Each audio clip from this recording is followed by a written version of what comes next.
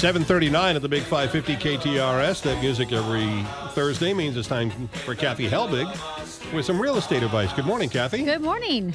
You look great today. Thank you. So this is springtime. This has got to be a very, very busy time for you. Lots of houses to sell and buy, right? There's a lot going on. There's a lot going on at the same time. So we have a lot of people that are selling and buying, and Missouri's kind of a different state that we do the closings the same day as when we're getting out of our house and getting into a house. So a lot of times people in other areas go, what, wait a minute, I don't get possession for a few days after I close so I can get my things out?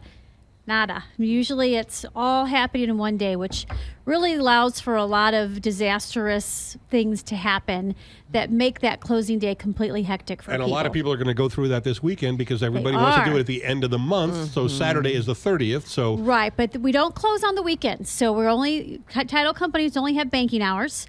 So that's another tip right there is don't, make sure you're not planning on closing on a weekend. So a lot of people want to do that Friday. Mm-hmm. But that's also a really bad idea because everybody's trying to close on Friday. And the problem is that the systems get backed up. If you have wire transfers, that gets all backed up. And then if there's any issues that happen on a Friday, it can't be resolved till Monday. So you've got people sitting in moving trucks, getting really, really angry, wanting to get into the other people's houses. They're trying to make deals. It's a bad situation. So what's the pick day then? The pick day is going to be probably Wednesday or Thursday. It gives you time to settle some things before the weekend and then have the weekend to move in. Mm-hmm. But a part of the thing is about closing times during the day. So a lot of times people will say, well, I'm going to work and we've got to pack up our house, so we want to come in and close at 3 o'clock in the afternoon or 4 o'clock at the end of the day.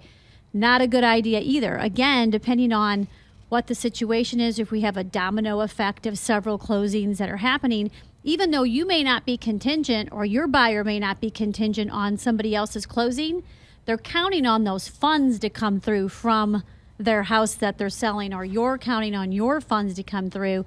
And if something happens down the line on either side and holds up that transfer of money, then everybody comes to a screeching halt. Mm-hmm. And then everybody starts screaming. Mm-hmm. So you want to start the process early, not first thing in the morning, because you want to get your walkthroughs in, your last second walkthroughs, especially this time of the year. We've had a couple recently that we went to the house right before closing and there was water pouring in. Mm-hmm. So things like that happen at the last second. So try to do your early morning walkthroughs and then go to your closing, have your closing scheduled around 10 or 11 o'clock in the morning is actually the peak time to do that, because wire transfer funding's cut off around 2 o'clock in the afternoon.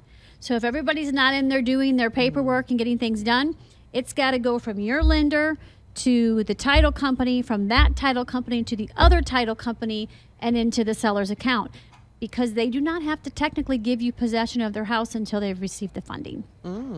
So again, you've got people that came in and did everything they were supposed to do, but the money trail's lagging, and so the day ends and it can't transfer, and then the sellers can say, stop the moving trucks. You're not moving into my house. Wow. If they don't, you got to do extra paperwork. You got to get insurance about it. It can be a nightmare. Can you do something like close today, Thursday, the 28th, but make a deal with the other people? Okay, you know what? You can move in Sunday. Let's say they can make the moving company show up on Sunday. Yes. You know what? We'll close today, but you can't take possession until the 1st. Yes. Can you do that ahead of you time? You can, so you don't but have that because we're all thing? kind of spoiled and do things backwards here in Missouri, that's not the norm. So it's very much pushed against when someone requests that. It's called possession prior to closing or possession after closing. So there is a form for that. There is insurance policies that have to go in place. There's waiver of liabilities that have to happen. And occasionally someone will let that happen, but we're all kind of trained to know that there's a bunch of red flags that can, once somebody owns the house and then somebody else is still living in it, what happens if lightning strikes? What happens if the house burns down? What happens if somebody falls? There's a lot of extra headaches that people don't want to deal with, so they typically just go, no. This is why you want a professional realtor on the job. That's right. And here's the best one we know, Kathy Helbig. You can find her online at KathyHelbigGroup.com. That's Kathy with a K. Yes. KathyHelbigGroup.com, and she's here every Thursday on McGraw Live in the Morning. Thanks, Kath. Thank you. 7:43 at the Big 550 KTRS. It's Thanksgiving, and that means